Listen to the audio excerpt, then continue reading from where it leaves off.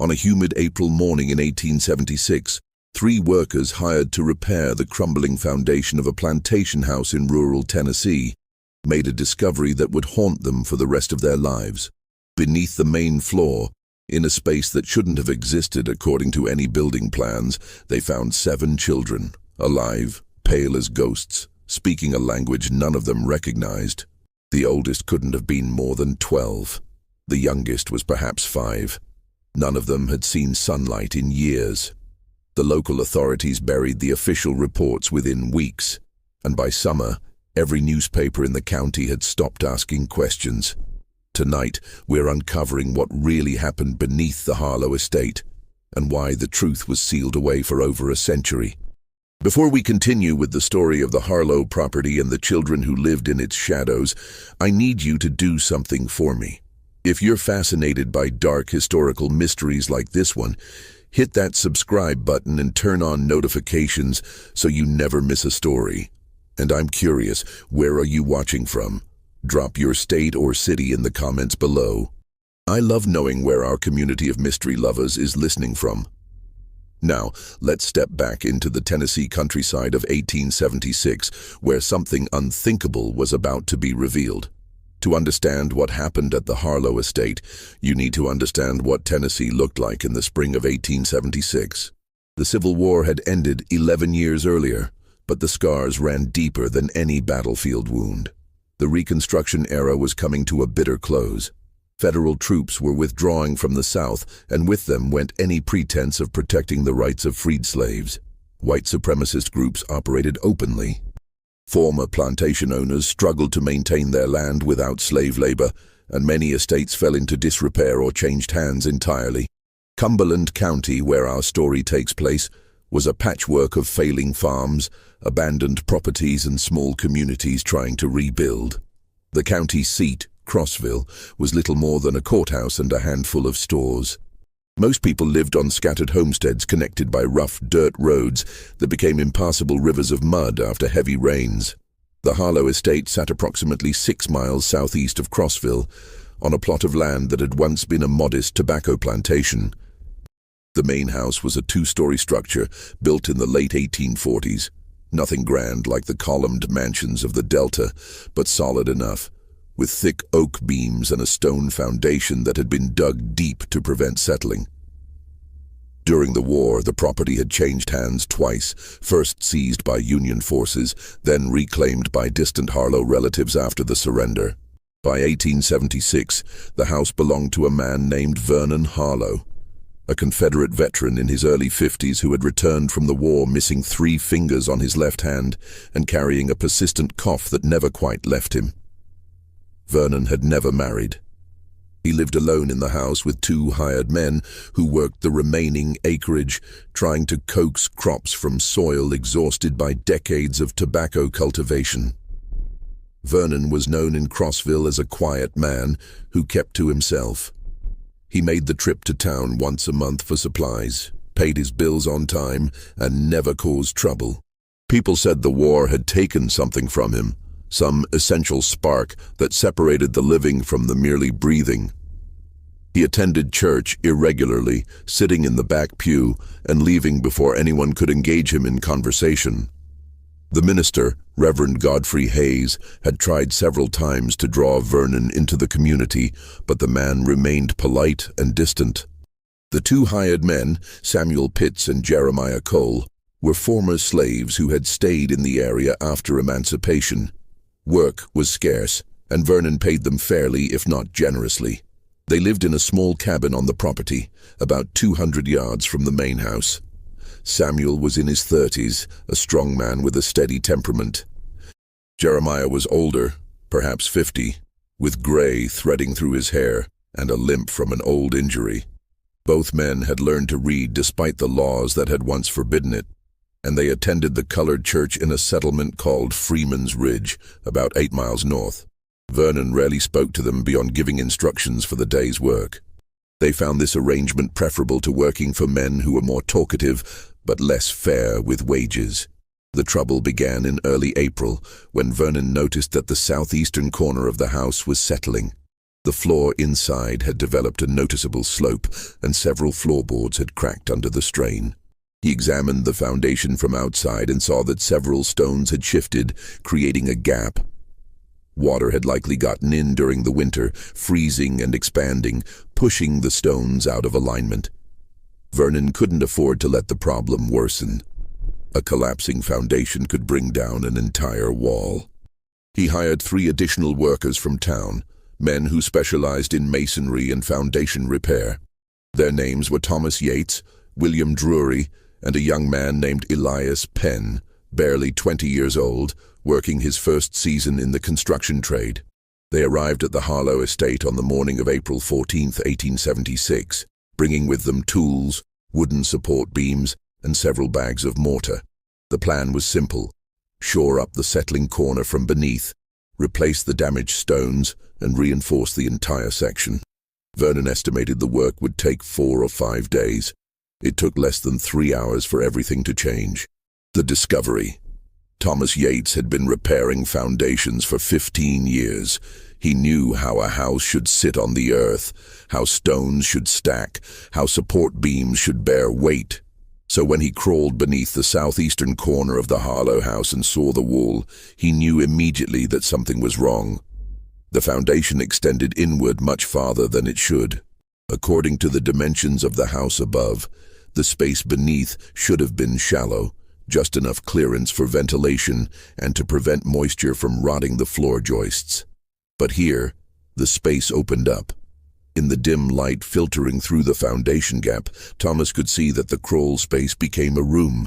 "William," he called out, his voice muffled, "bring the lantern." William Drury squeezed in beside him, holding up an oil lantern. The yellow light pushed back the darkness, and both men went very still. They were looking into a chamber, no, a corridor, that extended beneath the house. The walls were brick, laid with precision. The floor was packed earth hard as stone, and approximately 15 feet ahead, the corridor opened into what appeared to be a larger room. "What in God's name?" William whispered. Thomas felt a chill that had nothing to do with the damp earth. "This isn't on any building plan I've ever seen." "Mr. Harlow," William shouted, backing out of the crawl space quickly. "Mr. Harlow, you need to see this." Vernon came around the side of the house, walking with the careful gait of a man whose lungs didn't work quite right anymore. "What's the matter?" "There's a room under your house," Thomas said, emerging from beneath the foundation and brushing dirt from his shirt. "A built room with brick walls. Looks like it goes back a ways." Vernon's face, already pale, seemed to lose what little color it had. That's not possible. This house was built on a simple foundation. There's no cellar." "Well, there's something down there," William said, "and I'm not going in until we know what it is." Vernon stood very still for a long moment, staring at the gap in the foundation. Samuel and Jeremiah had stopped working in the field and were walking over, curious about the commotion. Young Elias Penn leaned against a fence post, watching. "Get me a lamp," Vernon finally said. His voice was flat, emotionless. "I'll go look. Might be snakes," Samuel warned, "or the whole thing could collapse if the walls ain't sound." Vernon didn't seem to hear him. He took the lantern from William and lowered himself to his hands and knees, crawling into the gap with the lamp held out in front of him. The other men waited. Thomas checked his pocket watch. 3 minutes passed, then 5. "Mr. Harlow," Thomas called. "You all right in there?" No response. "Maybe we should," William started to say. Then they heard it. A sound like nothing any of them had expected. A child's voice, high and thin, speaking words in what sounded like German, French. None of them could be certain, but it definitely wasn't English. Vernon emerged from beneath the house so quickly he banged his head on a support beam. He didn't seem to notice. His face was ashen, his eyes wide. The lantern shook in his hand. "There are children," he said, "living under my house. There are children down there." What followed was chaos of a slow, careful kind. The chaos of men trying to process the impossible while still maintaining some grasp on rational action. Thomas insisted they get the sheriff immediately. William agreed, but Vernon stopped them with a raised hand. And when he spoke, his voice carried an authority none of them had heard from him before. "If we bring the sheriff now, those children will be terrified. We don't know who they are or how they got there, but they're alive, and they need help carefully. Samuel, Jeremiah, I need you to go in with me. He paused, seeming to choose his words carefully. You're less threatening, smaller built than these men. The children might trust you better." Samuel and Jeremiah exchanged a glance. There was something in Vernon's demeanor that troubled them both, but they nodded. "Elias," Vernon continued, turning to the young man, "ride to town. Find Dr. Marcus Webb. Tell him to come immediately and to bring whatever he'd need for treating children, malnourished children. Don't tell anyone else. Not yet." "Sir, shouldn't we—" Elias began. "Go now," Vernon said firmly. "Please." Elias mounted his horse and rode off at a gallop, leaving a cloud of dust hanging in the morning air. Vernon, Samuel, and Jeremiah crawled beneath the house with 3 lanterns between them. Thomas and William waited above, listening to the muffled voices below. Vernon's low and steady, Jeremiah's gentle murmur, Samuel's occasional soft exclamation. It took nearly an hour. When the first child emerged, a girl, perhaps 10 years old, with matted dark hair and skin so pale it seemed translucent, William Drury took an involuntary step backward. She squinted in the daylight, raising one skeletal arm to shield her eyes. She wore a simple dress that might once have been gray, but was now the color of dirt. Her feet were bare, the soles calloused thick as leather.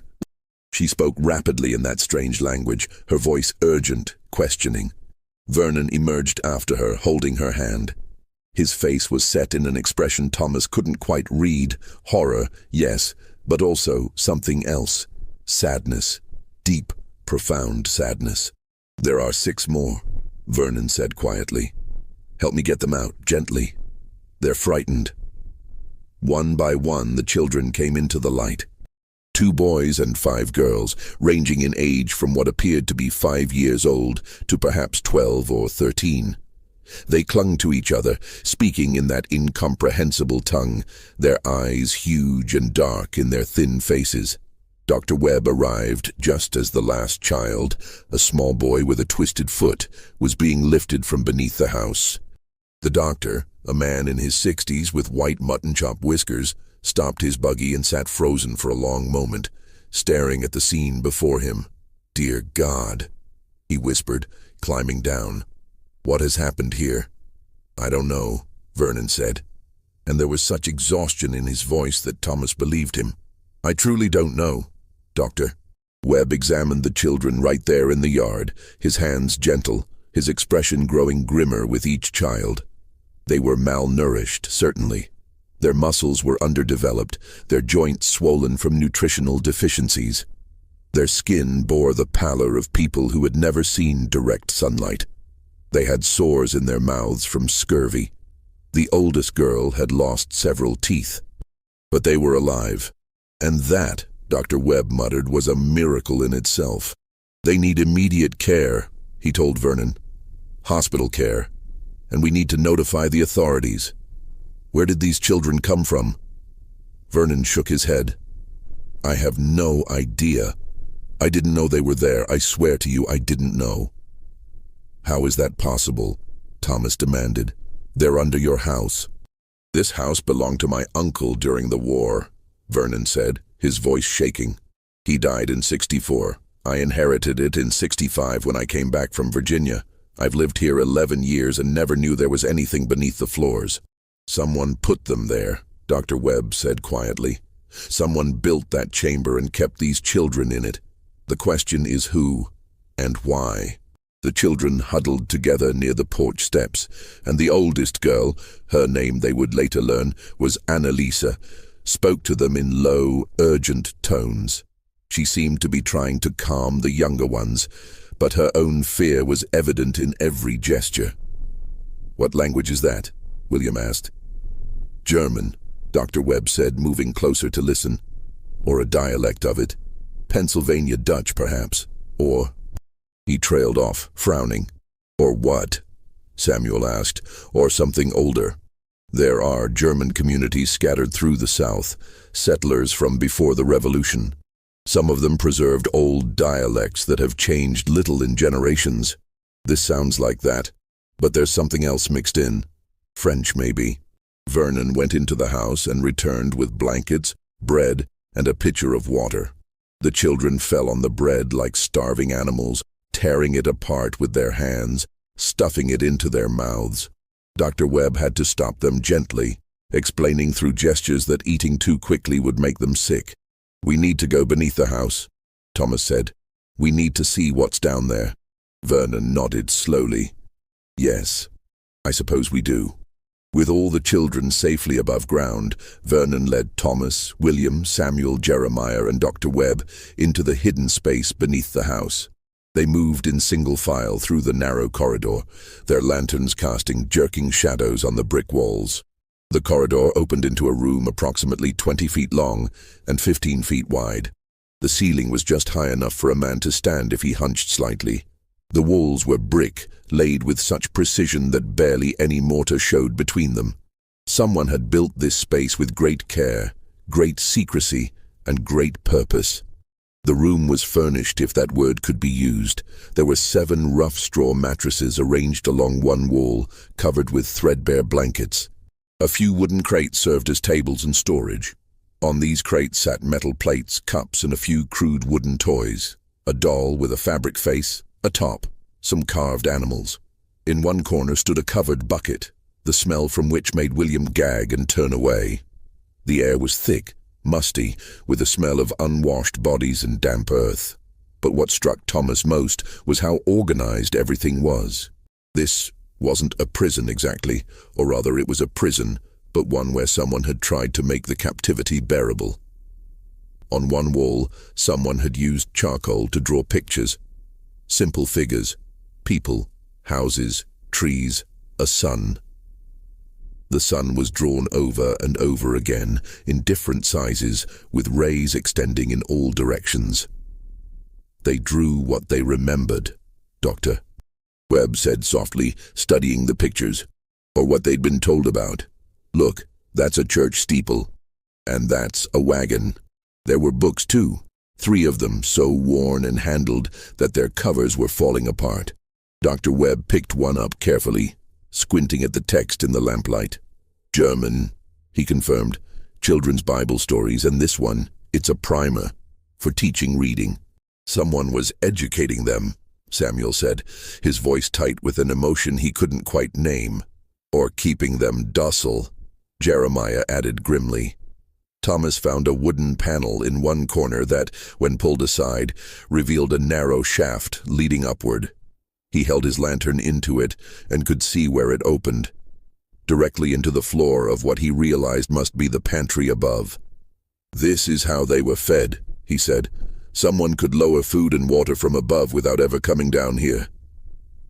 Vernon stood in the center of the room, turning slowly, taking it all in. His face was unreadable. "Mr. Harlow," Dr. Webb said carefully, "I must ask you directly. Did you know about this place?" "No," Vernon said. "I swear to God I did not. But someone did," Thomas said. "Someone built this, maintained it, fed those children, for years, by the look of them. Who lived in this house before you?" Vernon closed his eyes. "My uncle, Benjamin Harlow.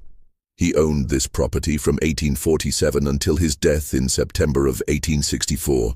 He was killed at the Battle of Fisher's Hill in Virginia. I was there when it happened." "Was he married?" Dr. Webb asked. "No. He lived alone.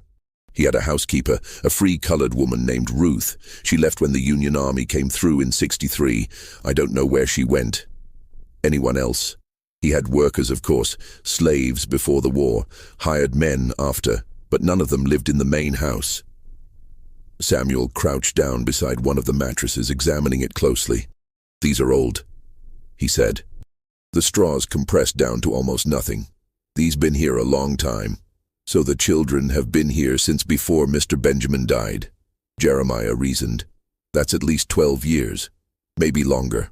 The oldest girl doesn't look more than 13, Dr. Webb said slowly. If she's been here 12 years, she was brought here as an infant. They all were.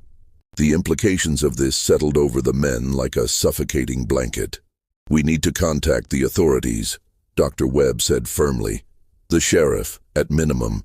And we need to get those children proper care immediately. I can take 3 of them in my buggy. Someone will need to arrange transport for the others." "What will the authorities do?" Vernon asked quietly. "Investigate," Dr. Webb said. "Try to find out who these children are, where they came from, who put them here. Try to reunite them with their families if such families exist. And if they don't exist?" Dr. Webb had no answer for that.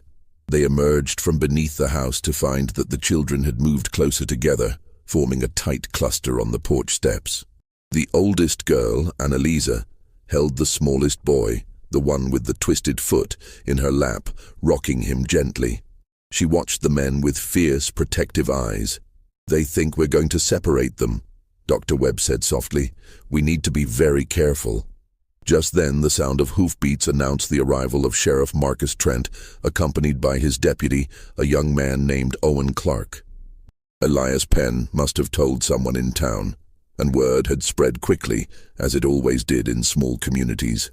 Sheriff Trent was a heavy-set man with a thick mustache and eyes that had seen too much during the war and the hard years that followed.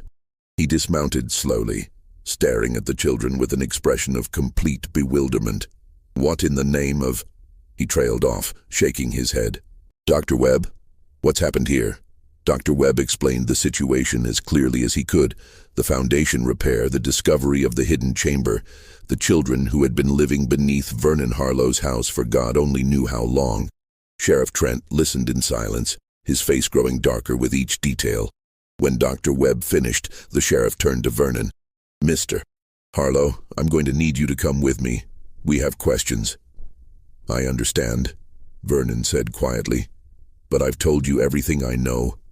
I didn't know they were there." "Then how did they survive?" Sheriff Trent demanded. "Food doesn't appear by magic. Someone fed them. Someone brought them water." "I don't know," Vernon repeated, but there was something in his voice, a slight catch, a hesitation, that made Thomas wonder if that was entirely true.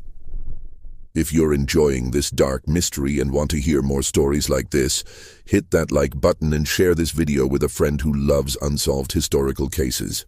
What theory do you have about these children? Drop your thoughts in the comments. I read every single one. Let's discover together what happened next in Cumberland County. Sheriff Trent's investigation began immediately, and it would consume the next 3 weeks of his life. He was a methodical man, and he approached the Harlow case with the same thorough attention he'd given to everything else in his career. But from the very beginning he encountered walls, some visible, some invisible, but all equally impenetrable. The children were taken to the home of Mrs. Eleanor Pruitt, a widow who ran a small boarding house in Crossville. Mrs. Pruitt was known for her kindness and her discretion, and Dr. Webb trusted her to care for the children while the investigation proceeded. She set them up in 2 large rooms on the 2nd floor, gave them real beds with clean sheets, fed them carefully to avoid overwhelming their damaged systems, and tried, as best she could, to communicate with them. The language barrier proved significant. The oldest girl, Annalisa, spoke a form of German that Dr. Webb recognized as similar to Pennsylvania Dutch, but with archaic elements he couldn't quite place. None of the children spoke English. They didn't seem to understand it either, though after a few days, some of the younger ones began picking up basic words. Annalise was protective of the others to a fierce degree. She wouldn't let anyone examine them without her approval. She insisted on tasting any food before allowing the younger children to eat it. At night, Mrs. Pruitt reported, Annalisa would walk from bed to bed, checking on each child, making sure they were breathing, comforting those who cried out in their sleep. Dr. Webb spent hours trying to gain Annalisa's trust. He brought sweets, which the children had apparently never tasted. Their wonder at sugar was heartbreaking to witness. He brought picture books and showed them illustrations of the outside world. He spoke gently, moved slowly, never raised his voice. Finally, after 5 days, Annalisa began to talk. What she told Dr. Webb, communicated through a combination of her limited German, his limited understanding, and much drawing of pictures, was fragmentary and confusing. But certain things became clear. She remembered being taken down into the darkness when she was very young. She didn't remember a time before the chamber, though she had vague, dreamlike memories of light and open space. A woman had cared for them. Anneliese called her Tante, which meant aunt. This woman had fed them, taught them to read from the German Bible, told them stories, sang them songs. "Where is this woman now?" Dr. Webb asked, and Anneliese's face closed like a door slamming shut. She wouldn't answer, wouldn't draw, wouldn't even look at him. He tried different approaches. "Is she dead?" Anneliese shook her head. "Is she alive?" A small nod. "Do you know where she is?" Anneliese looked at him with ancient, wounded eyes and said something in German that he couldn't understand, but the meaning was clear enough. "I will not tell you." The younger children knew even less. The two smallest, a girl of perhaps 5 and the boy with the twisted foot, who appeared to be 6, had never been above ground until the day they were found. They were terrified of the sky, of wind, of birdsong. The first time it rained, they huddled together in a corner and wouldn't be comforted for hours. Meanwhile, Sheriff Trent pursued other lines of investigation. He brought in a builder from Knoxville to examine the hidden chamber and provide an expert opinion on when it was constructed. The builder, a man named Harrison Church, spent a full day beneath the Harlow house, measuring, examining the brickwork, testing the mortar. His conclusion: the chamber had been built sometime in the late 1840s or early 1850s, around the same time as the house itself. It was original to the structure, not added later. The brickwork matched the chimney and the foundation walls. Whoever designed this house had designed it with the hidden chamber included. "This was planned from the beginning," Church told Sheriff Trent. "This wasn't some hasty hiding place. Someone built this house specifically to have this space beneath it." Vernon Harlow's uncle, Benjamin, had commissioned the construction of the house in 1847. He had brought in workers from Knoxville for the job, paid them well, and then sent them away. Local men had done some of the finish work, but the foundation, the frame, the core structure, all of that had been done by outsiders who left when the job was complete. Sheriff Trent tried to track down the construction workers, but most of them were dead or impossible to locate. One man, now in his 70s and living in Memphis, remembered the job, but couldn't recall anything unusual about it. "Mr. Harlow was particular about the foundation," the old man said. "Wanted it deep and strong. We dug out more earth than usual, I remember that. But he paid extra, so we didn't question it." The sheriff interviewed everyone who had known Benjamin Harlow. The picture that emerged was of a solitary man, religious but not fanatical, reserved in his dealings with others. He had never married, which some found odd, but not inexplicable. He had fought in the Mexican War in the late 1840s and came back changed, people said. Quieter, more withdrawn. "Did he have any children?" Sheriff Trent asked. No one knew of any. If he had fathered children with slaves on his property, it would hardly have been unusual for the time. But there were no records, no rumors, no whispers. "What about the housekeeper, Ruth?" the sheriff asked. "The colored woman who worked for him?" Several people remembered Ruth, though no one knew her last name. She had been a free woman of color, unusual in those days. She had kept to herself, had been loyal to Benjamin Harlow, and had disappeared when Union forces came through in 1863. One woman remembered that Ruth spoke German. "German?" Sheriff Trent said sharply. "Are you certain?" "Yes, sir. I heard her myself once, singing to herself in the market. German, clear as day. I asked her about it, and she said she'd been raised by a German family in Pennsylvania." This was the first real connection. A German-speaking housekeeper in a house where German-speaking children had been hidden. Sheriff Trent felt he was getting closer to something. But Ruth had vanished more than 13 years ago. Finding her seemed impossible. Then, 3 weeks after the discovery, a man came forward. His name was Josiah Clark. and he was a freedman who had worked on the Harlow property as a slave before the war. He was in his 50s now, living on a small farm he'd managed to purchase 10 miles north of Crossville.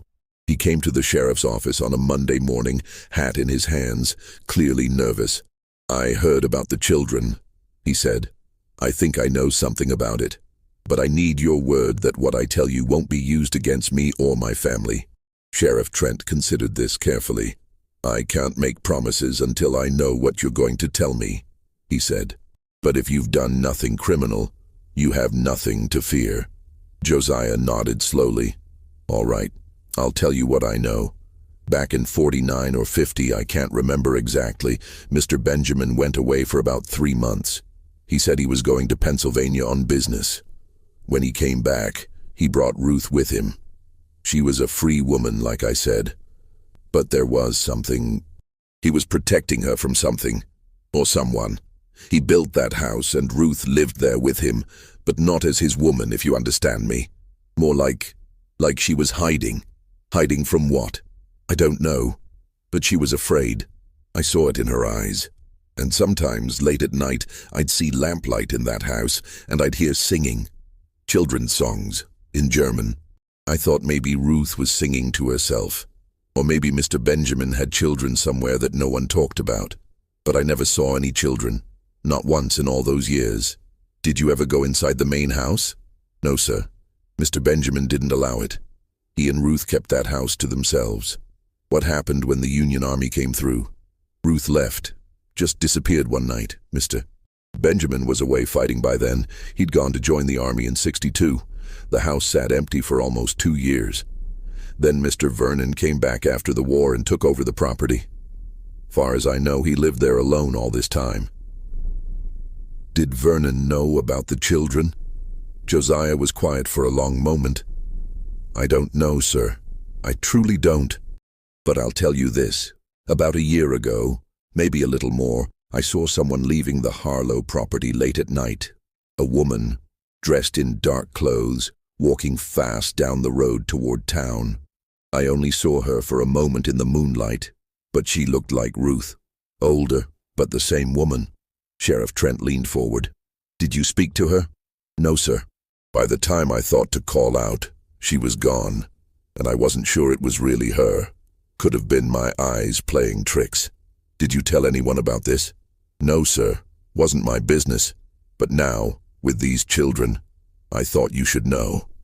After Josiah left, Sheriff Trent sat in his office and tried to piece together a theory that made sense. A hidden chamber built in 1847. A German-speaking housekeeper who arrived in 1849 or 1850 and disappeared in 1863. 7 children who spoke German and had been living in that chamber for possibly their entire lives. A woman who might or might not be Ruth, seen near the property a year ago. It wasn't enough. There were too many gaps, too many questions. Where had the children come from? Who were their parents? If Ruth had been caring for them, why? And if Ruth had left in 1863, who had been feeding them for the past 13 years? The only person who might have those answers was Vernon Harlow himself. Vernon had remained in his house throughout the investigation, cooperative but distant. He answered every question put to him, allowed the sheriff to search the property thoroughly, provided any documentation requested. But there was a wall around him that no one could quite breach. A sense that he was holding something back, not out of malice, but out of some deep, complicated sense of duty or protection. On the evening of May 7th, 1876, 3 weeks and 4 days after the children were found, Sheriff Trent rode out to the Harlow estate alone. He arrived as the sun was setting, painting the sky in shades of orange and purple that seemed too beautiful for the dark business at hand. Vernon was sitting on the porch, smoking a pipe. He looked like he'd aged 10 years in the past month. His face was gaunt, his eyes shadowed. "Sheriff," he said without surprise, "I've been expecting you. May I sit? Please." They sat in silence for a moment, listening to the evening sounds. Crickets, a distant owl, the rustle of new leaves in the trees. "I need the truth, Vernon," Sheriff Trent said finally. "All of it. Those children deserve that much." Vernon drew on his pipe, exhaled slowly. Yes, he said, they do. Did you know they were there? Not at first, Vernon said.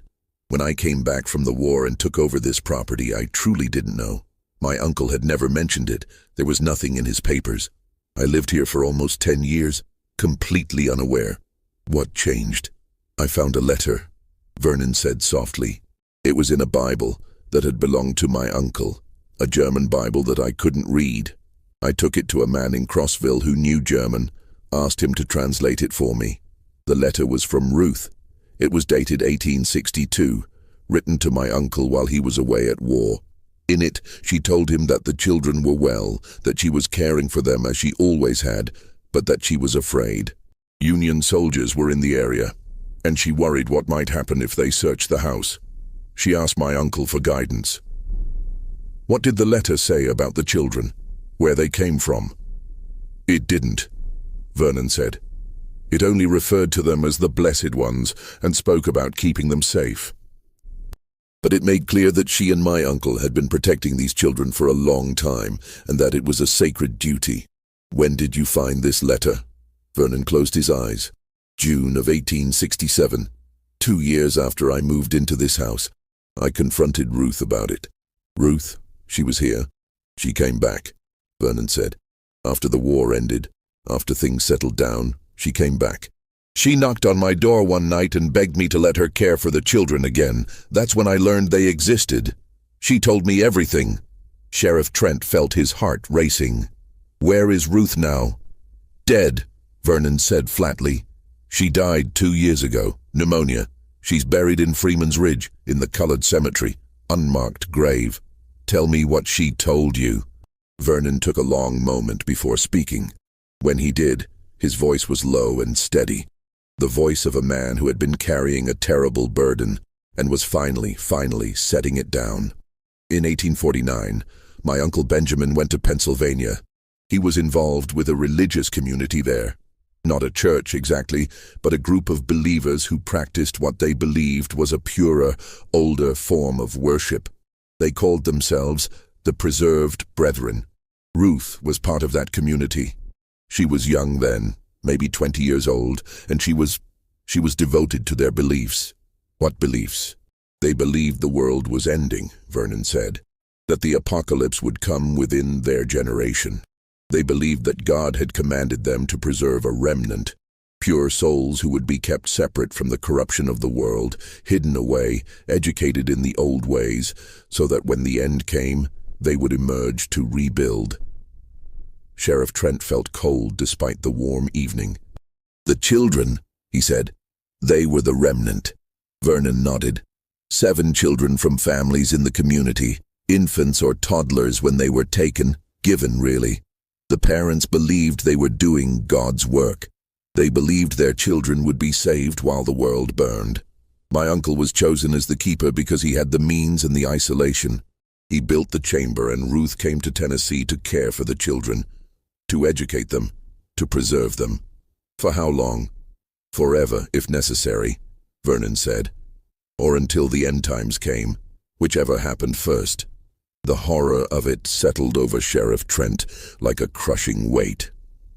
These parents gave away their children to be locked in a hole in the ground. They believed it was salvation, Vernon said. They believed the alternative was worse, that their children would be corrupted by the world, damned for eternity. This way, the children would be pure, uncorrupted, ready for the kingdom to come. And your uncle believed this too? He did, Vernon said. He truly did. Until the war. He wrote letters to Ruth. I found them after she died. In the later letters, he started to express doubts. He wondered if they had made a mistake. But by then, it was too late.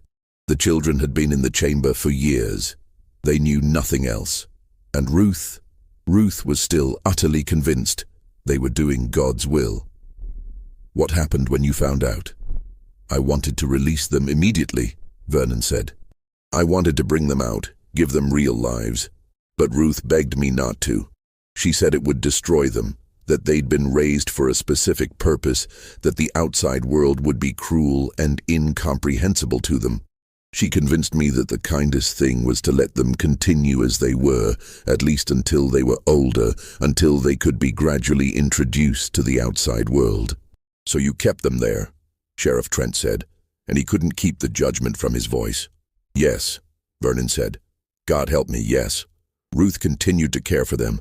I provided the money for food and supplies. I told myself I was protecting them, that I was doing the right thing. But the truth is I was a coward. I was afraid of the scandal, afraid of what it would mean if people found out. So I let Ruth continue, and I pretended it wasn't happening. For 9 years. For 9 years, Vernon agreed. His voice broke slightly. And then Ruth died, and I was alone with the secret. I should have freed them then, but I didn't. I kept feeding them, lowering food through the shaft twice a day. I kept them alive and I kept them hidden. I told myself I would figure out what to do, but I never did. And then the foundation started to settle, and I had to call in workers, and he spread his hands helplessly. Here we are. Those children lost their entire lives, Sheriff Trent said. They lost childhoods, families, freedom, because of your uncle's delusions and your cowardice. Yes, Vernon said simply. I know. There will be consequences. I know that too. They sat in silence as full dark fell around them. Sheriff Trent knew he should arrest Vernon immediately, but some part of him understood that this man was as much a victim as a perpetrator, a victim of his uncle's fanaticism, of his own weakness, of a terrible situation with no good solutions. What about the parents? Sheriff Trent asked finally. The families who gave these children away? Dead, most likely, Vernon said, or scattered. The preserved brethren fell apart in the 1850s. Some of them died in a cholera epidemic. Others lost faith when the apocalypse didn't come as predicted. Ruth told me that by the time the war started, there was no one left who even remembered the children. No one to reclaim them. So they're orphans. In every sense. The oldest girl, Annalise, she wouldn't tell us where Ruth was. She was protecting you, wasn't she? Vernon nodded. Ruth told the children that there were bad people in the outside world who would hurt them if they were found. She told them that they had to keep the secret, had to stay hidden, or terrible things would happen. Annalisa believed her. They all did. They loved Ruth. Yes, Vernon said. She was the only mother they ever knew. She cared for them, in her way. She was kind to them, and she genuinely believed she was saving their souls. Sheriff Trent stood up slowly, feeling every one of his 48 years. You'll need to come with me, Vernon. There will be charges. What those charges will be exactly, I don't know. This is beyond anything I've dealt with before. I understand, Vernon said. He stood as well, knocked out his pipe, and set it carefully on the porch railing. May I ask you something, Sheriff? Go ahead. What will happen to the children? I don't know, Sheriff Trent admitted. Dr. Webb thinks they can be taught, can adapt. They're young enough, but it will take time and patience and care. I suppose they'll be placed with families eventually, if we can find families willing to take them. Will you tell them the truth? About where they came from, why they were hidden? I don't know, Sheriff Trent said again. Maybe, when they're old enough to understand, if they want to know. They deserve better than what they were given, Vernon said. They deserve everything they lost. Yes, Sheriff Trent agreed. They do. The story of the children found beneath the Harlow house should have been a sensation. It should have spread across Tennessee, across the South, across the nation. 7 children, hidden their entire lives, living beneath a house in Cumberland County. But it didn't spread. The story stayed local, contained. Why? The answer is complicated, but it comes down to this. In 1876, Tennessee was trying desperately to move forward. The war was over. Reconstruction was ending. The federal troops were leaving. White Southerners were reclaiming power through violence and intimidation, and the last thing anyone wanted was a story that painted them as cruel, fanatical, or insane. The Harlow case made people uncomfortable. It raised questions no one wanted to answer about religion, about family, about what people were capable of when they believed they were acting in God's name. It also implicated a Confederate veteran. Benjamin Harlow had died fighting for the South. and no one wanted to tarnish the memory of fallen soldiers. So the story was quietly suppressed. The local newspapers ran brief mentions. "Children found in unusual circumstances" was one headline, but none of them went into detail. When reporters from larger cities came asking questions, they were politely stonewalled. Records were lost or misfiled. Key witnesses suddenly became unavailable or couldn't remember details. By summer of 1876, the story had effectively disappeared. Vernon Harlow was charged with unlawful imprisonment and child endangerment. But the trial, held in September of that year, was brief and attracted little attention. Vernon pled guilty to all charges and threw himself on the mercy of the court. His lawyer argued that Vernon had been placed in an impossible situation, that he had provided for the children's basic needs, and that he had been trying to protect them from a world that would not understand. The judge, a man named Albert Stern, who had also fought for the Confederacy, sentenced Vernon to 3 years in prison, but immediately suspended the sentence, citing Vernon's service to the South and his cooperation with authorities. Vernon walked out of the courtroom a free man, though few would call him that. He returned to his property, sold it within a month, and disappeared from public record. Some say he moved west, others claimed he drank himself to death. No one knows for certain. The children remained in Mrs. Pruitt's care through the summer and fall of 1876. Dr. Webb worked with them daily, teaching them English, introducing them slowly to the outside world. It was slow, difficult work. The children were traumatized in ways that hadn't even been named yet. They had nightmares. They refused to sleep in rooms with the doors closed. They hoarded food, afraid it would be taken away. They flinched at sudden movements and loud noises, but they were also resilient in ways that surprised everyone. They learned quickly. They absorbed English like thirsty ground absorbing rain. They discovered food they'd never tasted, experienced weather, played in grass, felt wind on their faces for the first time with awareness. Annalisa, the oldest, proved particularly adaptive. She had a fierce intelligence and a determination to understand this new world she'd been thrust into. By December of 1876, arrangements had been made. 3 of the children, the 2 youngest and 1 of the middle children, a girl named Margaret, were adopted by families in the area. Dr. Webb personally vouched for the families, made sure they understood the children's special needs, and checked on them regularly. The other 4 children, including Annalisa, were sent to an orphanage in Knoxville. It wasn't ideal, but it was clean, well run, and the matron was a kind woman who had been briefed on their situation. Dr. Webb visited them there once a month for the next 3 years.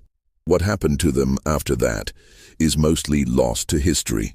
Records from that era are incomplete, especially for orphanages and adoptions.